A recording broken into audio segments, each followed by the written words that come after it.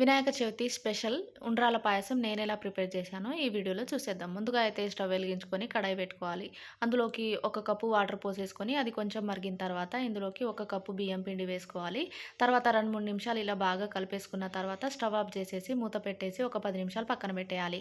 తర్వాత ఇది కొంచెం గోరువెచ్చగా ఉన్నప్పుడు చేత్తో ఇలా బాగా కలుపుకోవాలి. మర్దన చేసుకుంటూ కలుపుకోవాలి. తర్వాత ఇవి చిన్న చిన్న ఉండలుగా చేసుకొని పక్కన పెట్టేసుకోవాలి. తర్వాత పొడి పిండిలోకి ఇలా కొద్ది కొద్దిగా పిండి తీసుకొని వీడియోలో చూపిస్తున్న విధంగా పాల తాలికలు చేసుకోవాలి. అలాగే ఉండ్రాలు కూడా చేసుకొని అన్నీ పక్కన పెట్టేసుకోవాలనమాట. తర్వాత మళ్ళీ స్టవ్ వెలిగించుకొని ప్యాన్ పెట్టుకొని అందులో ఒక టేబుల్ స్పూన్ నెయ్యి వేసుకున్న తర్వాత డ్రై ఫ్రూట్స్‌ని అయితే వేయించుకోవాలి. డ్రై ఫ్రూట్స్‌ని కూడా వేయించుకొని పక్కకు తీసి పెట్టుకోవాలి. తర్వాత అదే కడాయిలో 2 గ్లాసుల వరకు అయితే వాటర్ పోసుకోవాలి.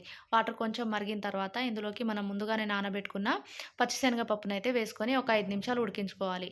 5 నిమిషాలు ఉడికించుకున్న తర్వాత మనం పాల తాలికలు అయితే ఇందులో వేసేసుకోవాలి. పాల తాలికలు వేసినప్పుడే కలపకుండా ఒక 5 నిమిషాలు ఉడికించిన తర్వాత అయితే కలుపుకోవాలనమాట. అట్లయితే విరగకుండా ఉంటాయి.